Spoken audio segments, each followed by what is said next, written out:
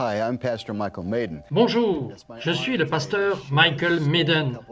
C'est un honneur pour moi aujourd'hui de partager une histoire, quelques histoires sur l'aide de Dieu pour protéger ma vie, de m'engager dans une activité angélique dans ma vie. La Bible dit que l'ange du Seigneur campe autour de ceux qui adorent Dieu. Les anges sont réels et mon histoire que je veux partager le prouve. Tout d'abord, il y a quelques semaines à peine, je rentrais de mon église à Phoenix, en Arizona, dans la rue devant notre église appelée Avenue Centrale. Et je me suis arrêté au feu, et j'étais la première voiture au feu, et c'était rouge. Et quand je me suis assis là, j'ai senti le Seigneur me dire, ou l'ange me dire, quand le feu passe au vert, n'y va pas. Et c'était juste une voix calme.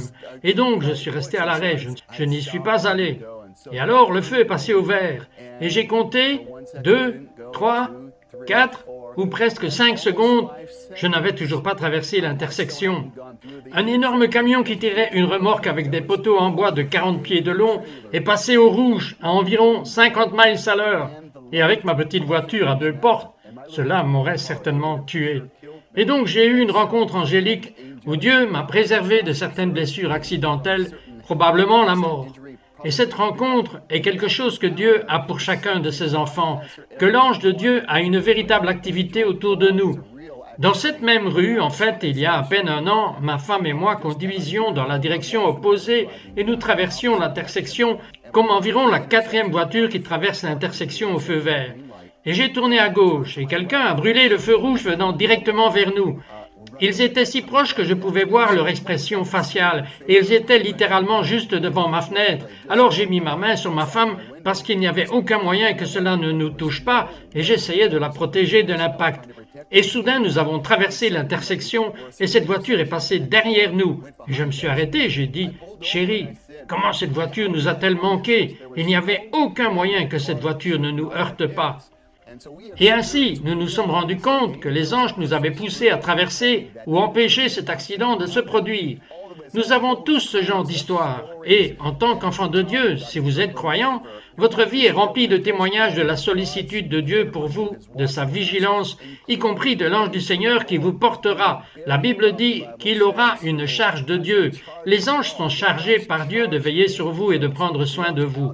Ils prendront soin de vos enfants et prendront soin de votre vie. Ils prendront soin de votre quartier, de votre famille, des personnes pour lesquelles vous priez. Il y a donc une activité angélique constante autour des gens qui prient et des gens qui appellent Dieu. L'une des manières qui se passe pour qu'il y ait une manifestation accrue d'activité angélique, c'est lorsque nous adorons Dieu. Et il y a tellement de belles histoires dans la Bible. Il y a l'histoire de Paul et Silas en prison. Ils avaient été battus, et ils étaient pieds et poings liés en prison. Et la Bible dit qu'à minuit, quand minuit est venu, après ce jour horrible, ils ont commencé à chanter les louanges à Dieu. Et comme ils l'ont fait, la prison où ils se trouvaient a eu un tremblement de terre, les fondations de la prison étaient ébranlées. Chaque porte de la prison s'est ouverte et les chaînes de chaque prisonnier sont tombées. Et ce témoignage de Dieu est si beau parce qu'il nous montre que lorsque nous adorons Dieu, il y a une activité angélique qui se produit pour apporter la liberté et la délivrance et pour amener la volonté de Dieu dans notre histoire, dans notre vie. Il y a tellement de choses incroyables. Lorsque j'étais à l'université biblique et que je faisais mes études à l'université en Californie, ma femme était la secrétaire de l'église de mon père à Phoenix. Et donc, à l'époque, avant les téléphones portables, je l'appelais du centre-ville de Los Angeles d'un téléphone public sur le chemin de mon travail après l'école, et je lui parlais. Elle était au bureau de l'église, et pendant que je lui parlais, elle a dit « Excuse-moi, quelqu'un est venu au bureau » et elle m'a mis en attente. Et au moment où elle m'a mis en attente, le Saint-Esprit m'a dit que sa vie était en danger. Alors, je suis tombé à genoux dans cette cabine téléphonique du centre-ville de Los Angeles, et j'ai commencé à prier. En tant que croyant, j'ai commencé à prier de ma langue céleste, une langue que le Saint-Esprit nous donne pour prier quand nous ne savons pas prier. Et environ 5 minutes plus tard, cela m'a semblé une éternité, elle est revenue au téléphone et elle a dit « Tu ne croiras pas ce qui s'est passé. Un homme est entré dans le bureau de l'église tenant un grand couteau de boucher. Cela dégoulinait de sang. Il a marché jusqu'à mon bureau et il a dit « Es-tu seul ?» Et elle montra le bureau derrière elle, qui était le bureau du pasteur, mais la porte était fermée. Mais elle était seule. Il est resté là pendant près de 5 minutes. Il l'a regardée avec un regard meurtrier dans les yeux.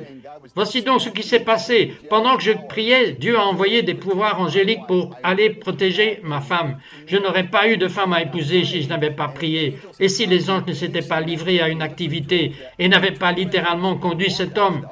Il s'est retourné et est sorti de ce bureau sans faire de mal à ma femme et après avoir fait du mal à plusieurs personnes dans le quartier. Et ce miracle est un témoignage que Dieu répond à la prière et qu'il y a une armée d'anges envoyés pour aider ses enfants. Peu importe où ils sont, peu importe ce qu'ils affrontent, peu importe la bataille ou la difficulté qu'ils traversent. C'est la promesse de Dieu pour chaque personne. Peut-être que vous êtes une personne qui ne sait rien de toutes ces choses, ni des anges de Dieu, mais Jésus vous aime. La Bible dit que Dieu a tant aimé ce monde qu'il nous a donné son Fils unique.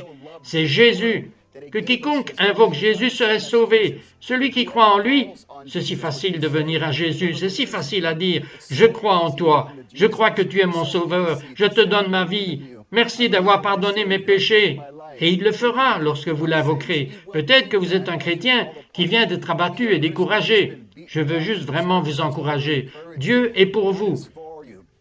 Souvenez-vous de l'histoire de l'Ancien Testament lorsque le prophète Élie aidait l'armée d'Israël qui se faisait piéger par l'armée assyrienne. Et il leur donna des conseils prophétiques. Ne descendez pas dans cette rue, ils vous y attendent. Il protégeait donc l'armée d'Israël. Et alors les Assyriens se sont mis en colère et ils ont découvert que c'était le prophète, cet Élie. Ils arrivèrent donc dans sa ville avec une armée de chars. Ils entourèrent sa ville. Et quand son serviteur se leva pour aller chercher de l'eau au puits, il regarda dehors et a vu cette grande armée de chars d'Assyriens.